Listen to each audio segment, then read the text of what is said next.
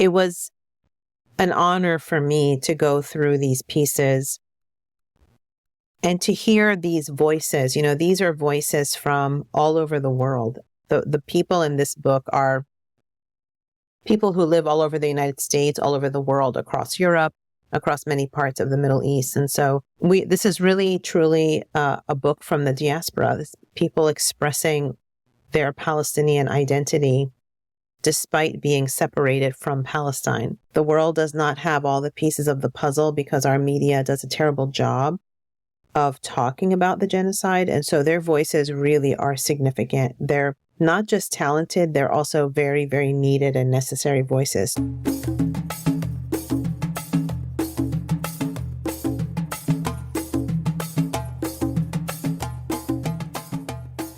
Welcome to Afikra's Ehkili podcast, which celebrates literature, writers, and publishers in and from around the Arab world. Today on the podcast, we have author and editor Susan Muaddi Darraj. I'm Sahar Mustafah, and I'd like to first thank our hosts at the Afikra podcast. This is actually a very, very special interview for me. I've known Susan for quite some time, and I'm so happy that we could gather in this space to discuss another of her many, many, many incredible projects. How are you, Susan? I'm doing well. I'm so happy to be here with you. Thank you so much. Oh, thank you. I'm going to first present your bio, which is pretty impressive, and then we are going to discuss Ask the Night for a Dream, Palestinian Writing from the Diaspora, which, as I mentioned, is your most recent editing and publishing project. So I can't wait to dive into that. But let's first, honor the amazing creative that you are. Susan Muaddi Darraj is an award-winning writer of books for adults and children. She won an American Book Award, 2 Arab American Book Awards, and a Maryland State Arts Council Independent Artist Award. In 2018, she was named a USA Artist Board Fellow. Her books include her linked short story collection, A Curious Land, as well as the Farah Rocks children's book series. She lives in Baltimore, where she teaches creative writing at Hartford Community College and the Johns Hopkins University. Her new novel, Behind You is the Sea, was published in January 2024 by Harper Via. It received praise from the New York Times, the San Francisco Chronicle, and Ms. Magazine, and it was named Best Book of 2024 by The New Yorker and Apple Books. It was recently longlisted for the PEN/Faulkner Award for Fiction, and that was incredibly recent, like last week recent, and alf mabruk on that, Susan. Thank you. I want to show really quickly too. Here's the book. So if you have not purchased Behind You is the Sea, I hope you will. It has received so many wonderful accolades. And as just mentioned, this recent honor from PEN/Faulkner. Susan, I actually want to first ask you, as we are, in these very difficult times, how are you doing? I mean, none of us is doing very well, are we? If I ask you the question, you'd probably answer the same way. It's just a matter of getting through day to day with the horrible, incredible news that keeps coming through from Gaza, from the West Bank. And also, Sahar, not just dealing with the news, but also dealing with the way that the news is then manipulated in our media here in the United States. Sometimes the news doesn't even come through, right? It doesn't break through the American news headlines, or sometimes it's completely manipulated or distorted.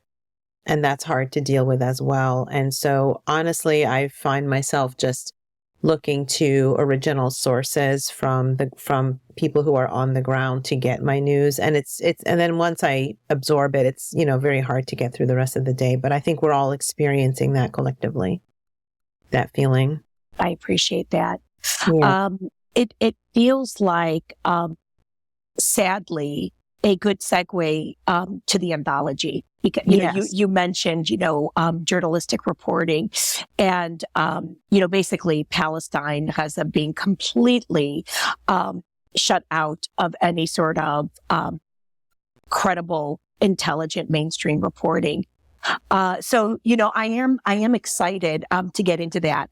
I hope you won't mind me just mentioning, because it feels like Palestine is such tragically a current event, and you and I are meeting on a morning when we discovered that the educational bookshop in Jerusalem was raided yesterday.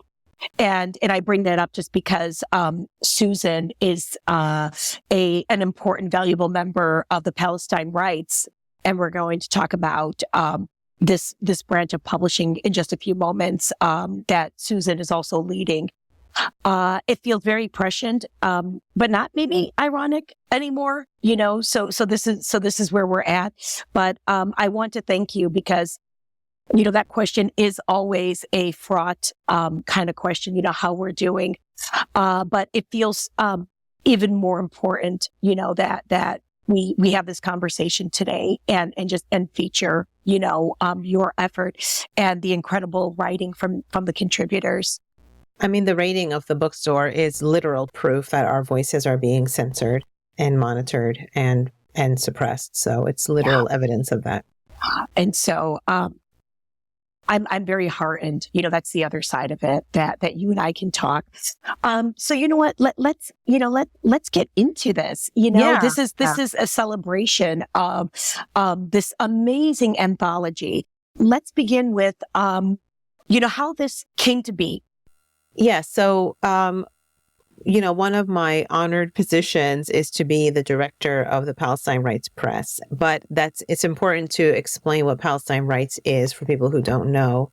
So Palestine Writes is the only literature festival that celebrates Palestinian voices and the voices of our allies. It's the only one in North America.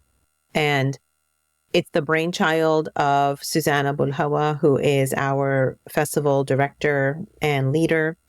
And this festival is really a product of her tireless efforts to promote and platform Palestinian voices in the diaspora and from back home as well. And she launched the organization several years ago. Our first festival was held in 2020. It was supposed to be in person in New York City, but of course we're dealing with the COVID pandemic. And so the festival was launched online in December of 2020, and it was a resounding success. It was, we had thousands and thousands of people logging in, registered, and who attended virtually. Our second festival was held in September of 2023 in Philadelphia, another resounding success. We literally sold out of every single ticket, every single space. And we had voices, voices from the art world, from the world of journalism, from literature, of course, and many other spheres of Palestinian creative life who came and spoke at that festival. You, Sahar, were a speaker. Yeah. Festival, yes, you were. And so, it was to me, that festival was a really important moment. I remember the Arabic literature professor, Maurice Eblini, said, there's going to be now, Palestinian literature will be remembered as before and after the festival, because it was such a grand collection of voices. And again, that's really due to Susan Muaddi Darraj's efforts to bring all of these people together in one space to kind of celebrate our resilience and our views and our perspectives. So it was a really wonderful experience. And we decided to, shortly before that 2023 festival, in between the 2020 festival, the inaugural festival, and the 2023 festival, we decided that another way that Palestine Writes could be, could platform Palestinian voices is to launch a small press of our own, right? And so our first book that we published was launched at the festival in 2023, and it's a short memoir of Ghassan Kanafani's life as written by his widow, Ani Kanafani. It's a book that was published many years ago, shortly after his assassination, but had sort of fallen out of publication, and so we revived it through the press. And then this beautiful anthology is actually our second project, our first anthology, but our second book. And so I took on the reins of being the director of the press, and I'm really very proud of this book. It's a wonderful collection of voices. And I'm proud that Palestine Writes Press, is the organization that's, bringing these voices into the world. I'm so impressed. I'm so honored to have been a part of that. First in person, but second festival, which also came just weeks before the genocide. And again, it just feels like something is happening in the universe. These awful things, but the responses like an anthology like this. And also the planning for the next festival, right? Which is going to be in 2026. Yeah. So, I was curious, Susan, because the first book is pretty amazing, and I appreciate it. It was published not in a very different time, but certainly before what feels like unparalleled violence, right? That we're seeing, you and I especially, as the children of immigrants, of Palestinian immigrants. So in our lifetime, this has just been incredibly traumatic. So what was the experience like putting out this inaugural anthology while the genocide was happening in Gaza? Well, primarily one of the main outcomes of doing this during the genocide was just the endless delays, because it was very hard to, and I'm sure you felt the same way and still feel the same way. It's very hard to put your mind onto beautiful writing and literature and metaphors and imagery when you're seeing the images and the videos that you're seeing. It's really hard to switch into a different mode and work on editing something like this. So there were just a lot of delays that were, completely my fault, because I just had I had a hard time and still have a hard time just functioning, in the world in a time of genocide. It's, our sister Lina Khalaf Tufaha, she just won, of course, the National Book Award. Yes. And I remember in her beautiful speech, and she's been a speaker at Palestine Writes as well.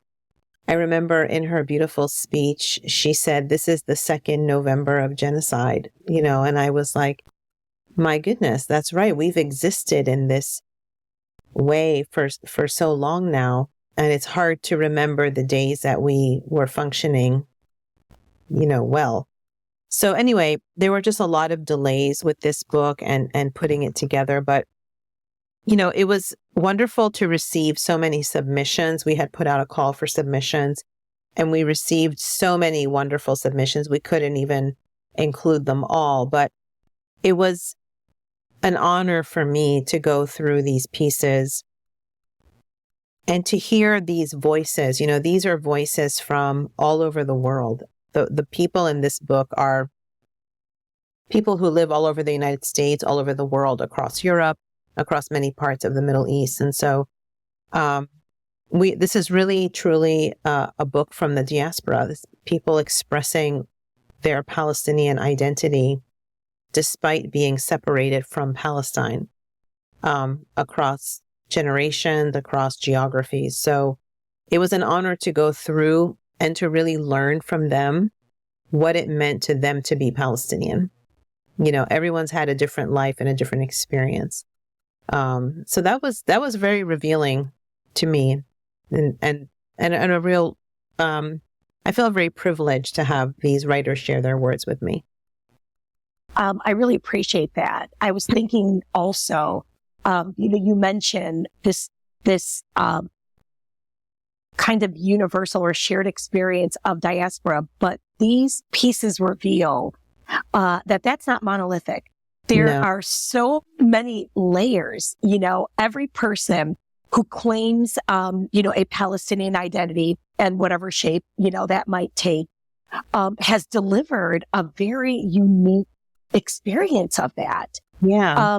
And, you know, I was so amazed because there are voices from, established writers, like, folks who actually you and I have known for years. When I think about, Radius of Arab American Writers, which is really where I found my first community.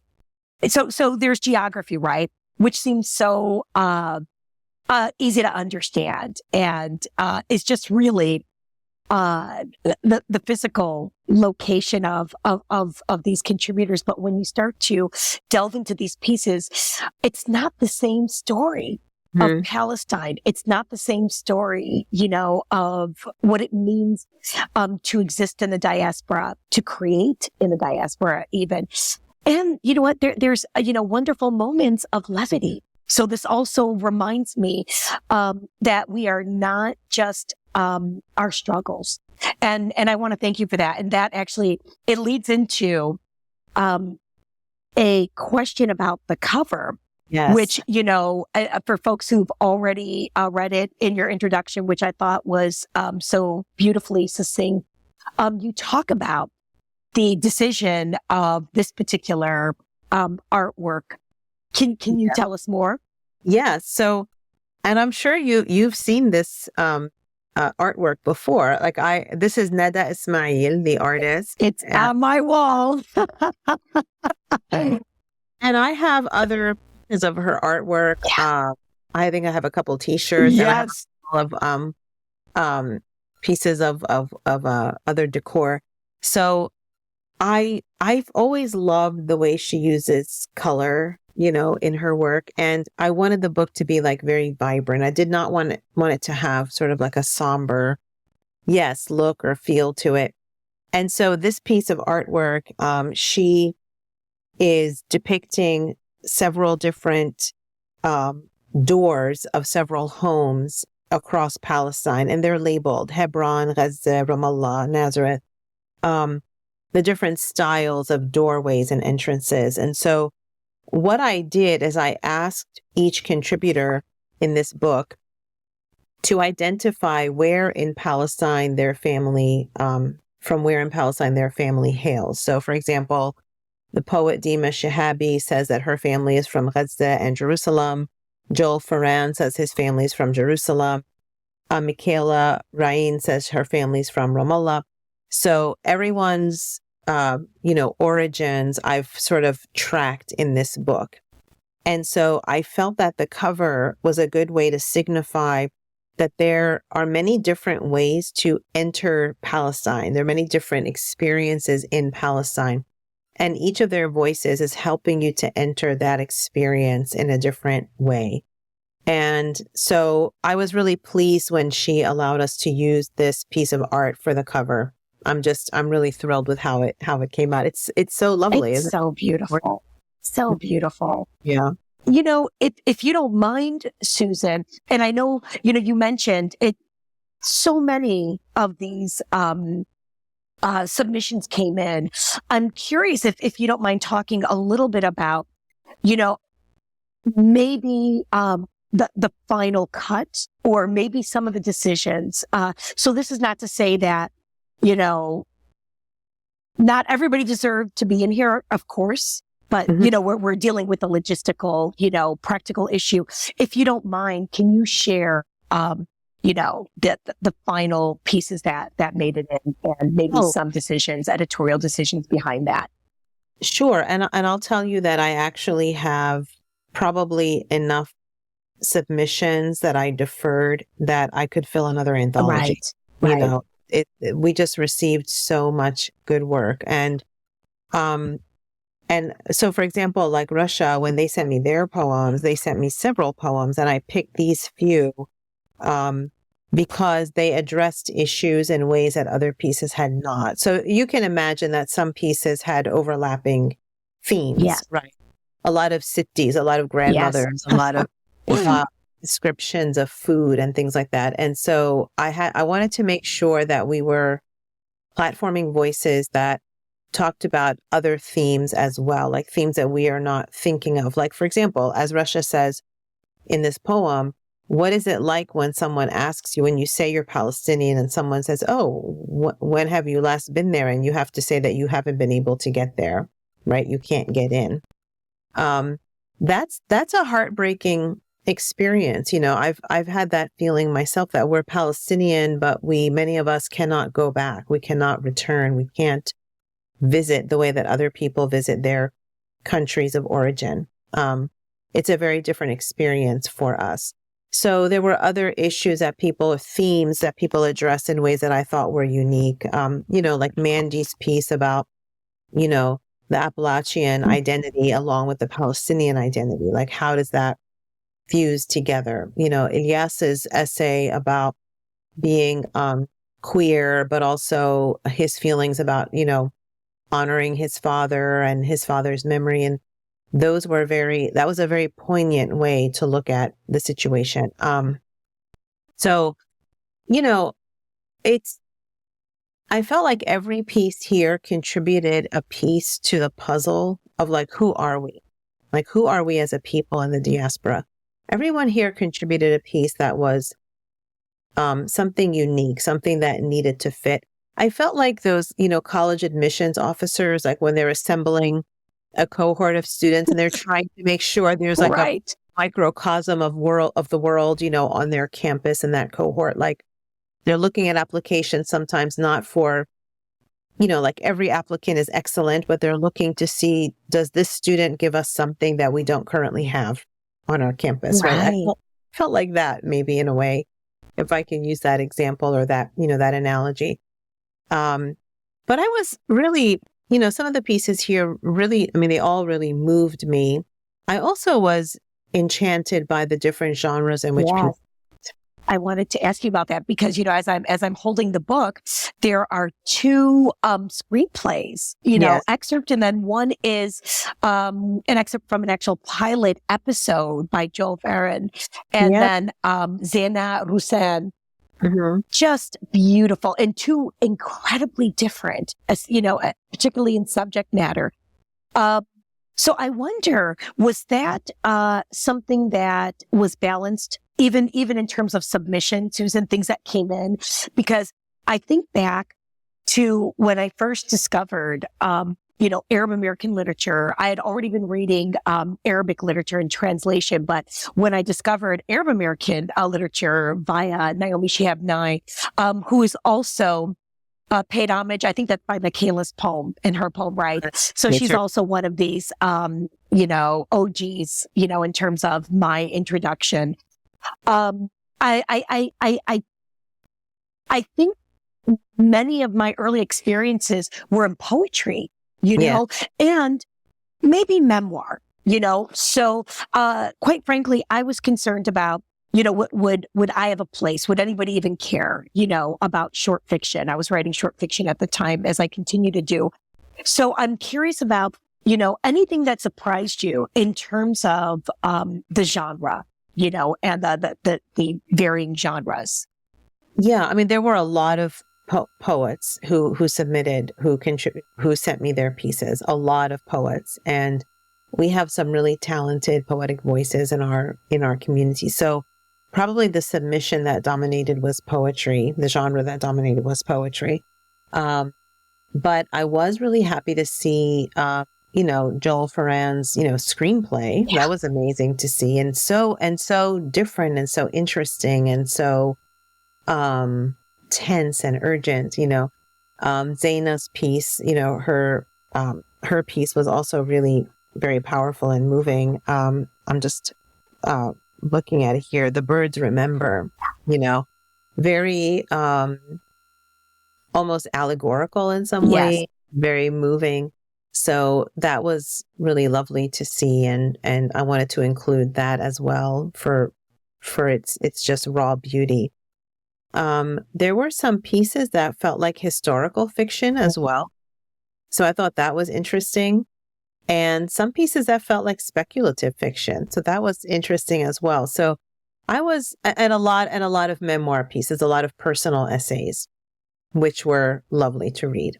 Like Ilyas's essay, I just absolutely just absolutely love his essay, and I opened the book with it. So Yes, and that wonderful first line. The title is "Bittersweet Memories of a Palestinian Night." Grief makes you do strange things. yeah, And how, again, getting to what I feel is a collective grief that we experience comes through his father, right? But then also what you mentioned earlier about his identity, right? And that is just so lovely. And so I do want to ask you, if you know the answer yet, what is maybe the next project for Palestine Writes, and then we'll circle back to your personal journey. I'm not sure what the next project will be. Well, we have a couple of things on the table. One thing I know for sure is that we are putting out an anthology of writing by young people in Gaza. Yeah. So, Susanna, and you're currently editing that, correct? Currently editing. Yeah. So Susanna Bulhawa, when she, several months into the genocide, she was able to go and visit Gaza twice, to do some humanitarian work. And while she was there, she met a group of young people who, aspire to be writers, and she got them to write about their experiences, which is really important for us to have because again, think about how censored Palestinian voices have been. And I can talk later about how Palestinian voices in the diaspora have been censored since October 7th. But these young people, their experiences of displacement, of terror, of having family members be killed, of running away from the violence, of encountering IDF soldiers, living in these tents, starving, suffering the effects of starvation and illness and cold, they are writing firsthand about those experiences. And so their writing under Suzanne's supervision is now being translated, and we're putting it into a collection, which should be out very, very soon.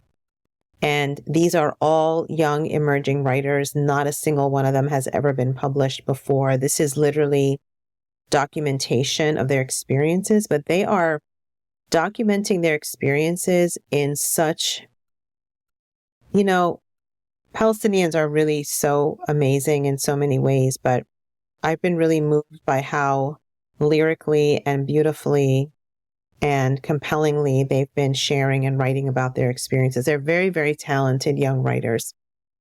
And it's been a real labor of love for Suzanne to get their voices out, because we just believe the world needs their voices.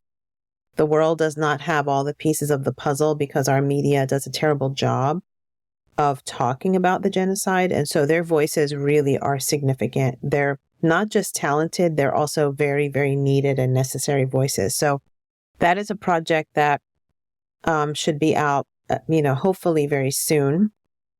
It's been in the works for some time. After that, I'm not really sure what our next project will be. We aim to publish 1 or 2 titles a year. So, this is all voluntary work. Right. I myself am a volunteer. I don't get paid a penny for directing the press. Susanna Bulhawa does not get a penny for directing the festival these last 6 or 7 years. Sahar, I know you've been helping us a lot with the marketing of this book and just organizing some events around this book, and you're doing it as a volunteer as well. So everyone is doing this,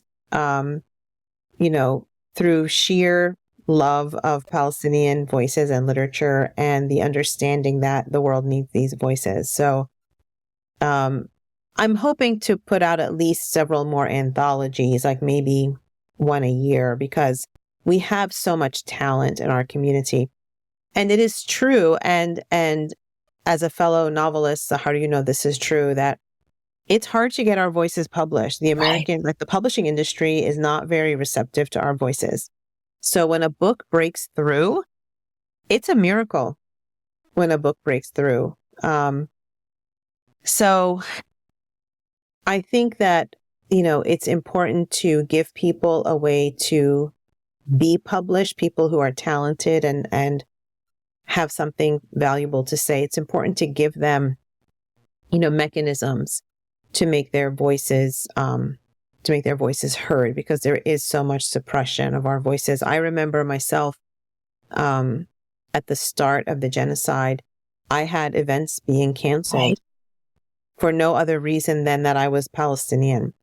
I'm not sure what those people who canceled me expected me to say that was so controversial, but apparently being Palestinian itself is controversial. And this came out, Susan, that was January, right? Was that at the beginning? It was like a few months in. Mm-hmm. Yeah. Yeah. But it luckily, has stayed more than afloat, and I'm so proud of you in this work.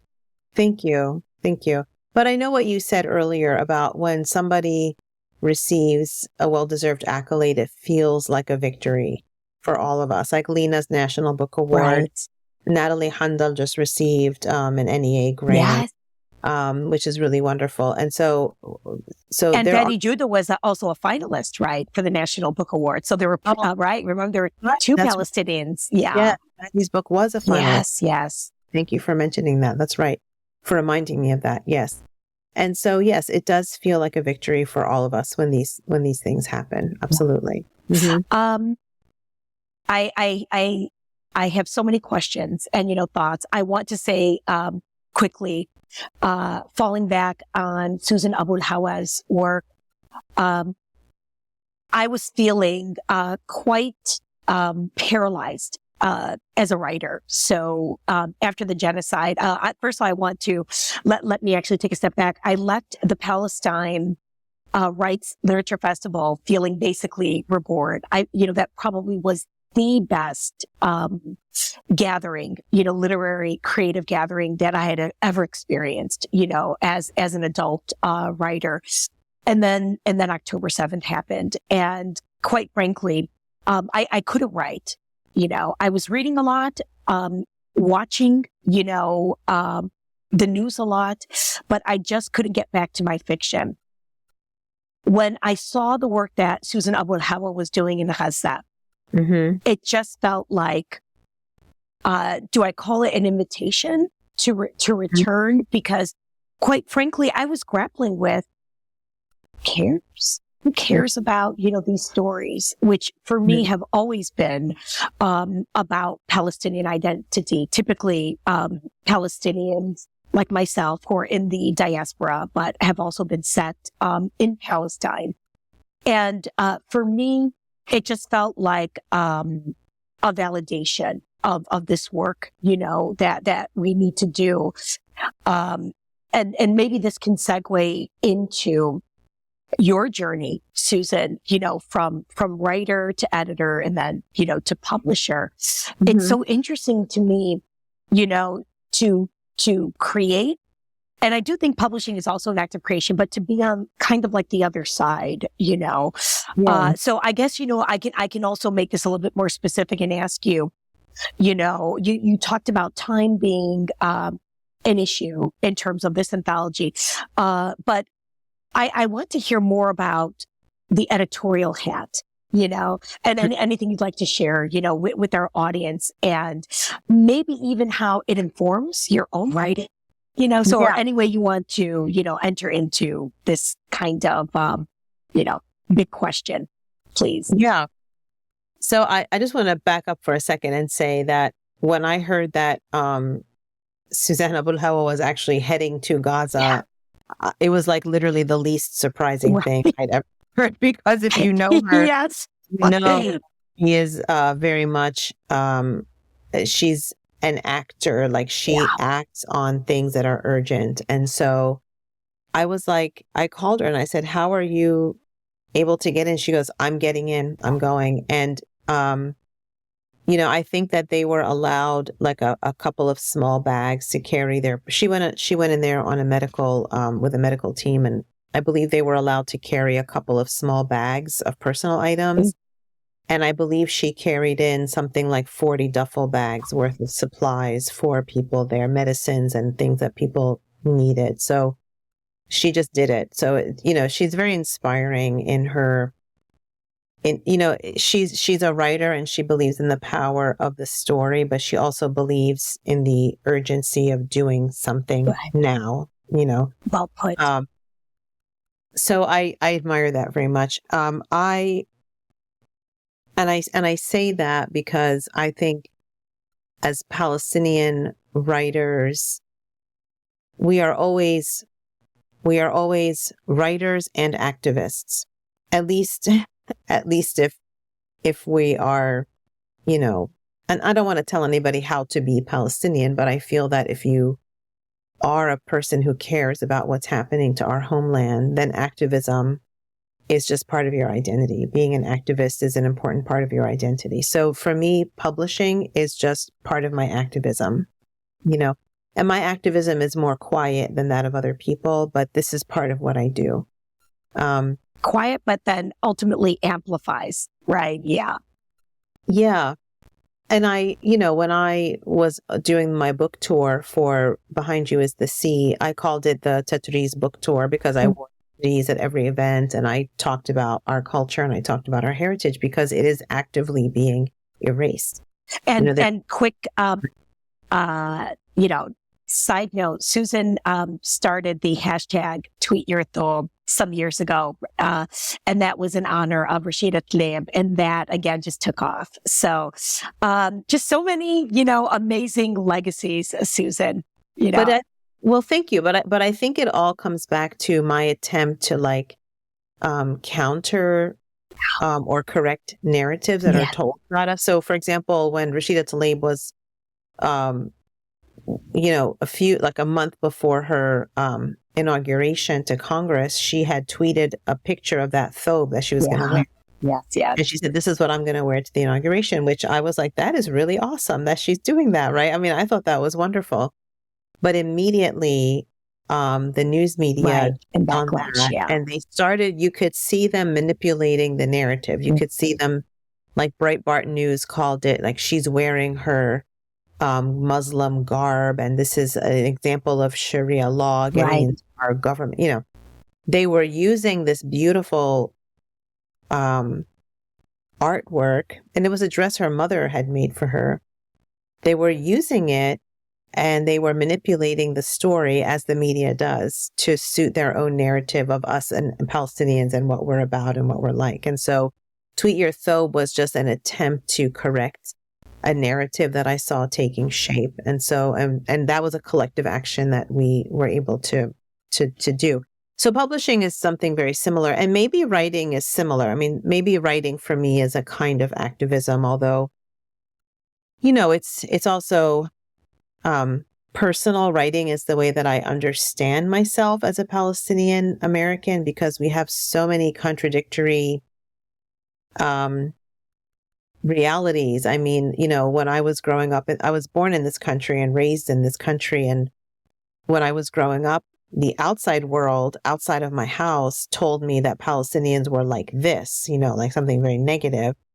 But inside of my home and in the world of my family, I had a very beautiful experience. I was very proud to be Palestinian. So I had these two conflicting realities imposed on me. And I think writing for me was a way to understand them, finding voices like Naomi's, of course. Like Naomi was the first Palestinian writer I'd ever read in the English language. The first time I saw the word Palestine in an English language work of literature was in a June Jordan poem, so that was a very beautiful experience for me as well, a very eye-opening experience about what it meant to be an ally, right?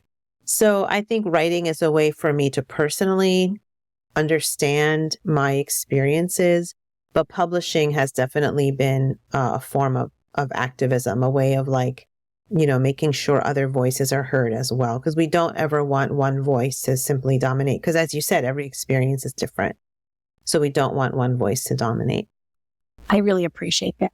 And, I hope this anthology also enters into classrooms, and I think, it would be such a lovely addition to some of the other singular novels, books of poetry and whatnot from single authors. And you and I are both teachers, and we can see how the diversity of voices here could really resonate with a classroom with a lot of different student perspectives as well. I'm convinced that that's where the major dismantling, can come. I agree. Yeah. And so I really appreciate this idea of silent, or quieter, I should say, activism that you mentioned. It's contributing so much to amplification and to disrupting those really dangerous narratives. If I can add one more thing about the diversity of voices here, there's also generational diversity here. We have voices in here, people who have actually lived through the Nakba, people who have lived through displacement themselves in the 70s and 80s. And then we have a whole new generation of younger voices from the 2000s on. So we have some very, very young voices in here as well. And for some of these contributors, this is their first published work of literature, which is really special for us at the Palestine Writes Press to be able to be the first place where these authors, where their voices were amplified to the world. I remember one of my first short stories was published in Mizna. And so I can only imagine that feeling, So thank you, for mentioning that. One of mine was published in Mizna too, in 2001 or something like that. Yeah. Mm-hmm. You've already spoken to this idea of activism. I wonder how this book will be received against the backdrop of the genocide, if in the constructing of it, in the editing of it, if there were, things going through your mind, Susan, maybe concerns. And again, this is published by Palestine Writes Press. So you, Susan Abu Hawa, and other contributors, you have, I believe, complete autonomy. But were there any concerns about its reception? Yes, but there's always concerns about reception. I remember, I feel like one of the things that people are always concerned about when they talk about Palestinian literature as well, is it political? We don't want to get political, and people are terrified of getting political, and yet everything is political. Right. The genocide right now is political, right? The politicians of the world are allowing it to happen. It's a game to politicians for this to be happening. So it is our struggles are political. Our experiences are political. The reason some of us ended up in one country over another country is political, right? The reason it was easier for someone's grandparents or parents to immigrate to one continent over another is political. So everything about us, the way that we've been shaped as a community, is political. And I did, worry about, would this, would my definition of political make the book less appealing to the, libraries and schools and, classrooms from adopting the book or purchasing the book or making the book available. And I finally had to say that, there are many other publishers who worry about being political. Palestine Writes Press, the gift that we have is that we're setting the rules ourselves. And so we're not going to worry about being political. We're going to publish these voices unfiltered and uncensored. The rest of the world censors us. Palestine Writes Press should be able to publish voices without censoring them. So being a small press actually has its advantages in that way. We're not worried about the legal team looking over the manuscript or the marketing department looking over the manuscript. I mean, we're doing this ourselves, and we're doing it with an eye towards artistic talent and, thematic contribution. So, we're a small operation, obviously, but in that way, we have a lot of independence that maybe bigger publishers don't have. And, I really believe that it's going to be on an incredible journey. I think, this is another kind of double-edged sword is, Palestinian stories are always timely. I think I remember one writer talking about being sick of being timely, But on that note, I think this also dispels that, the danger of the single story, Yeah. So I think, that is very, very, very well accomplished here. Yes. I think, what I would love to do to kind of wrap up for us, Susan, is, maybe, and this might be a big question. And I think in certain responses, previous responses, you might have answered this, but what would you love, for a reader who might not be, Palestinian to come away with? I know this is a question that you probably have been asked about your own work. I've been asked. I don't think you went in thinking, here are the themes, that this book is going to be about, because we know that, it is not very useful, especially, when we think about, honoring the aesthetics, and the creativity. So, yeah, that's a great question. I'm hoping that people who are Palestinian who pick up this book see their experiences reflected here, and also maybe learn about the ways other people in the diaspora have been living and what their experiences have been. I hope that people who are not Palestinian pick up this book and also see some of their experiences here. I hope they pick up the book thinking, I'm going to read about people who are different than me. And I hope they come away feeling these people are more like me than I imagined they would be. I hope that the book, there's just a range of experiences and perspectives reflected here, offer people a sense of us as a richly diverse group of individuals, that defies any kind of flattening, any kind of stereotyping. Stereotyping is really just a flattening of diversity, right? We're taking all these individuals and we're pressing them down into one flat image, and then we're demonizing that image, right? And it's easy to get away with that. But if you combat that with insisting on the diversity of our experiences, you'll reach people in many, many more meaningful ways. You'll reach the reader in many more meaningful ways. I appreciate that. And flip side of the demonize are the palatable, Yes. So creating ones that, don't stick in the throat going down, so to speak. Right. Yeah. Right. Yeah. Well, you know what? I hope folks are going to order Yes the Night for a Dream, Palestinian Writing from the Diaspora. I want to thank you again, Susan, editor of Palestine Writes Press, an arm of the Palestinian Rights organization.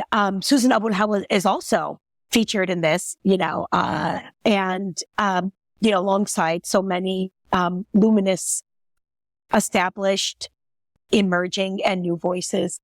Yes. Thank you so much, Susan, for making the time here. It was so lovely to speak with you. And thank you again to Afikra for hosting us in this space. It's wonderful. Thank you. And people can actually go and order it directly from our website. So our website is PalestineWrites.org.